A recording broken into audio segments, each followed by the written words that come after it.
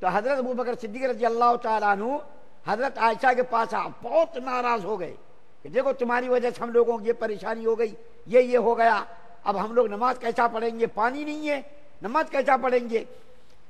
تو حضرت عائشہ رضی اللہ تعالیٰ عنہا کو خوب غصے کے ساتھ بہت ہی جو کچھ کہہ رہا تھا کہہ دیا۔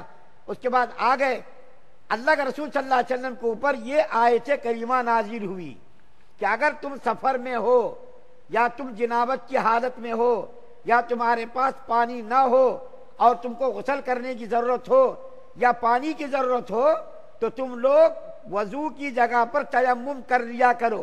اس سے پہلے تیمم کا حکم نازل نہیں ہوا تھا، ابھی میں انشاءاللہ بتاؤں گا تیمم کا طریقہ مختصر، تیمم کا حکم نازل نہیں ہوا تھا۔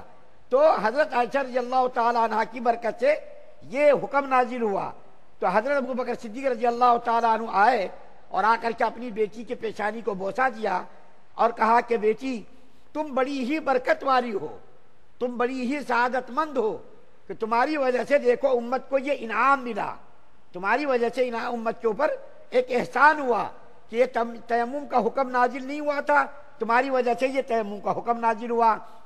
جب اونٹ کو اٹھایا گیا، جب اونٹ کو سفر کے روانگی کے لیے اٹھایا گیا تو دیکھا کہ اونٹ کے نیچے وہ ہار پڑا ہوا ہے۔ جب کوئی مصیبت آتی تو ہم لوگ فوراً گھبرا جاتے، حضرت عائشہ رضی اللہ تعالیٰ عنہ کے دیکھے ہار غائب ہوا، اس کے پیچھے کیا حکمت تھی؟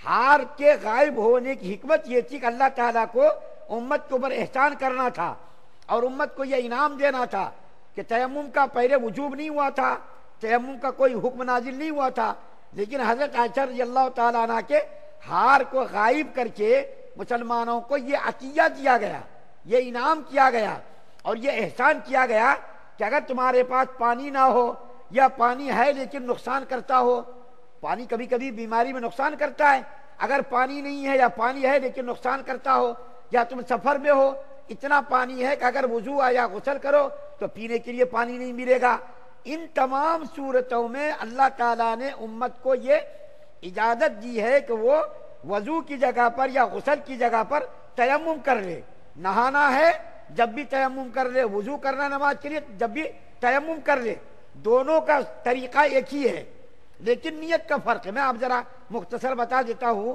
تیمم کے اندر 3 فرائض ہیں، یہ اللہ کا انعام ہے، کسی کو بھی ضرورت پڑ سکتی ہے۔ 3-4 سال پہلے مجھ کو رمضان میں ایسی کپکپی طاری ہو گئی، مغرب کا وقت ہو گیا، اذان ہو گئی، تو گھر میں مجھ کو ہمت نہیں بھی وضو کرنے کی اور میں کانپنے لگا تو میں نے تیمم کر کے نماز پڑھی۔ تو تیمم کے اندر 3 فرائض ہیں، اچھی طریقے سے یاد کر لیجئے۔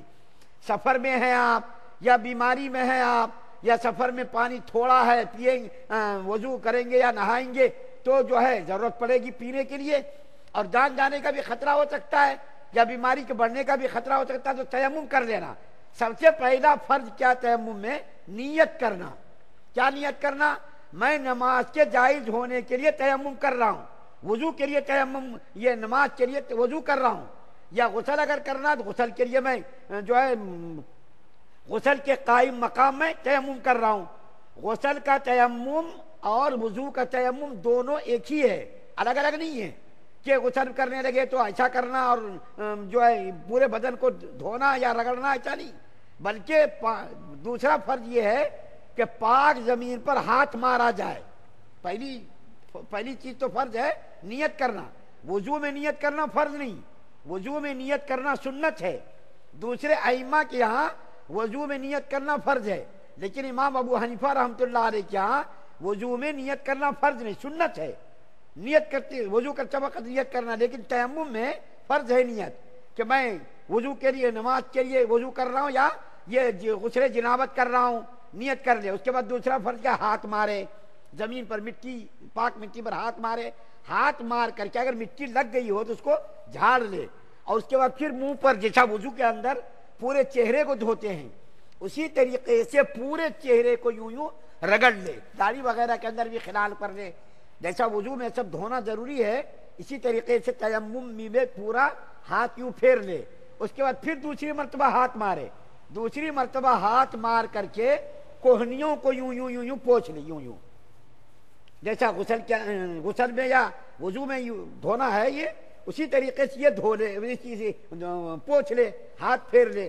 بال برابر بھی جگہ نہیں چھوٹنی چاہیے، بال برابر بھی جگہ نہیں چھوٹنی چاہیے، پورے جگہ پر یوں یوں رگڑ لیجیے، جیسا وضو میں دھوتے اسی طریقے سے تیمم میں دھوئیے۔ 3 فرائض ہے، پیر وغیرہ میں کچھ بھی نہیں کرنا ہے۔ پہلی بار نیت کر کے زمین پر ہاتھ مارنا، منہ پر رگڑ لینا ہاتھوں کو، دوسری مرتبہ زمین پر ہاتھ مار کر کے ہاتھوں کو یوں یوں یوں یوں کر لینا ہے۔ تو اس تیمم کی نمازیں آدمی پڑھ سکتا ہو پڑھے۔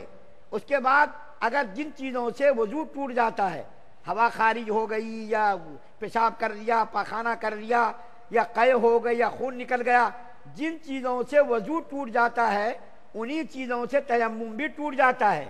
جب ان چیزوں میں کوئی صورت پیش آ گئی تو پھر سے آدمی تیمم کر لے۔ اور یاد رکھ لیجئے جب پانی آ گیا، پانی کے آتے ہی تیمم ختم ہو گیا، یہ تیمم کا مسئلہ ختم ہو گیا، فوراً وضو کر لینا چاہیے۔